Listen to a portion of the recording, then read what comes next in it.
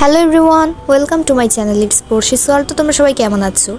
কালী পুজো পেরিয়ে গেছে, কয়েক মাস হয়ে গেল, বাট আমি এখন কালী পুজোর ব্লগ নিয়ে এসেছি। তার কারণ আমি তোমাদেরকে বলেছি যে আমার এক্সাম চলছিল, তাই আমি ভিডিওতে অত টাইম দিতে পারছিলাম না।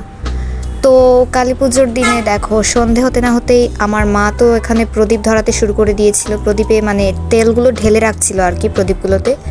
আর এই যে প্রদীপ কালার করা দেখতে পাচ্ছ, এগুলো আমার মাই করেছে, মানে মাটির প্রদীপের সেট কিনে এনে এগুলো কালার করে দিয়েছে। আর আমার ভাই ওখানে বসে খেলা করছিল ওই দিকটায়। অ্যাকচুয়ালি আমার অ্যানুয়াল এক্সামের পাশাপাশি বৃত্তি পরীক্ষা দেব আমি সামনে, ওই জন্য মডেল টেস্টও চলছিল, অনেক প্রেশার ছিল এতদিন, তার জন্য আমি ভিডিওতে তেমন ফোকাস করতে পারিনি। তো দেখো প্রদীপগুলো জ্বালানোর পর কত সুন্দর লাগছে দেখতে, আর এরকম ফুল দিয়ে ডেকোরেটিংও করা হয়েছে, তো খুবই সুন্দর লাগছে প্রদীপগুলো দেখতে। আর একটা কথা, তোমরা অলমোস্ট সবাই জানো যে আমার কিন্তু রোড সাইডে বাসা, একদম মেন রোডের পাশে। ওই জন্য আমি যখন ভয়েস কভার করি ভিডিওতে তখন কিন্তু অনেক নয়েজ হয়, তো তার জন্যে সরি। আর এদিকে দেখো আমাদের পুরো বিল্ডিংয়ে কিন্তু এরকম মোমবাতি, তারপর প্রদীপ এগুলো দিয়ে সাজিয়ে দেওয়া হয়েছে, সিঁড়ি দেন রেলিং এগুলোর উপর রাখা হয়েছে, তো খুবই সুন্দর লাগছিল দেখতে। আর আমার ভাইটা একবার নিচে যাচ্ছে একবার উপরে আসছে, একটা কাণ্ড। তারপর আমরা সবাই ছাদে চলে এসেছিলাম এখানে। আর ওই যে দেখো আমার আন্টি ওখানে একটা বাজি ফাটানোর জন্য ট্রাই করছিল, এটা কি চকলেট বম মেবি। তো দেখতেই পাচ্ছ কি একটা কাহিনী, ওদিক থেকে বাজি ফাটিয়ে আসছিল আন্টি। আর এই যে উজ্জ্বল, ওকে তো তোমরা সবাই চেনো অলমোস্ট, ও এখানে একটা তারাকাঠি ধরাচ্ছিল। কিভাবে তারাকাঠিটাকে ধরাচ্ছে, ও ট্রাই করছিল অ্যাকচুয়ালি বাজি ফাটানোর জন্য, কিন্তু একটা কাহিনী কি বলবো, মানে বাজিগুলো ফাটছিল না, কয়েকটা বাজি তো অলমোস্ট খারাপই হয়ে গিয়েছিল, কারণ বাজিগুলো অ্যাকচুয়ালি নিয়ে আসার পর রোদে শুকোতে দেওয়া হয়নি, তাই জন্য। আর আমি একটা তারাকাঠি ধরাচ্ছিলাম, আমাকে কেমন যেন ভূতের মতো লাগছে এখানে দেখতে। এটা হচ্ছে চরকি বাজি, বাট খুবই কম সময় জ্বলে সত্যি বলতে। আর এই যে উজ্জ্বল এখানে এই বাজিটা ফাটাতে ট্রাই করছিল, ওর বাজি ফাটানোর স্টাইলটা দেখো, এত লম্বা একটা হ্যান্ডেলের মাথায় ওখানে কি বলে মোমবাতি ওটাকে সেট করে, আর ওই যে ওটা হচ্ছে ভাঙা ফিল্টারের একটা ঢাকনা, তার উপর বাজিটাকে রেখে এখানে বাজি ফাটানোর ট্রাই করছে। তবে ওর ভাগ্যটা এতটাই খারাপ যে বাজিতে আগুন ধরার পরেও বাজি ফাটছিল না, এমনই অবস্থা। এগুলো মানে এখানে ডিফারেন্ট রকমের বাজি ছিল, চকলেট বম, তারপর কি বলে ওটাকে, অনেকগুলো রকম বাজি ছিল, আমি তো এত বাজির নামও জানি না সত্যি কথা যেটা। আর এগুলো আনার পর অ্যাকচুয়ালি ওর রোদে শুকোতে দেয়নি, ওই জন্য একটু প্রবলেম হচ্ছিল বাজিগুলো ফাটতে। তো ম্যাক্সিমাম বাজি আন্টিই ফাটিয়েছিল, আর কয়েকটা বাজি রাতে ফাটানো হয়েছিল আঙ্কেল আসার পর। আর বাজিগুলো ফাটার সময় তো জোরে আওয়াজ হচ্ছিল কি বলবো। আর আমাদের নিচে কি হয়েছে জানো তো, বিল্ডিংয়ের নিচে একটা ছোট্ট বাচ্চা একটা লোকের সামনে গিয়ে বাজি ফাটিয়ে দিয়েছে, আর সেটা নিয়ে এমন একটা কাহিনী হয়েছিল, চিৎকার চেঁচামেচি কি বলবো। আর আশেপাশে সব বিল্ডিং থেকেই কিন্তু লোকজন বাজি ফাটাচ্ছিল, আতশবাজি, তারপর অনেক রকমের বাজি। আকাশে কিন্তু খুব সুন্দর হয় যখন আতশবাজিগুলো ফাটতে যায়। তো ফাইনালি রেডি হয়ে বেরিয়ে গেলাম কালীবাড়ি যাওয়ার উদ্দেশ্যে। কালীবাড়ি নয়, কয়েকটা মন্দিরে যাব আর কি, পুজো দেখতে যাওয়ার জন্য এক কথায় রেডি হয়ে গিয়েছিলাম আমরা। আর উজ্জ্বলরা একসাথেই বেরোচ্ছিলাম আমরা। এই যে সিএনজি একটা রিজার্ভ করে আমরা চলে গিয়েছিলাম, রিজার্ভ নয় মানে সিএনজি ধরে আমরা ফার্স্টে চলে গিয়েছিলাম কালীবাড়িতে। আর আমরা পৌঁছতে কি বলবো, কালীবাড়ির অনুষ্ঠান স্টার্ট হয়ে গিয়েছিল। আমরা পৌঁছানোর পর দেখেছিলাম যে কালীবাড়িতে তখন মানে গানের প্রোগ্রাম চলছিল।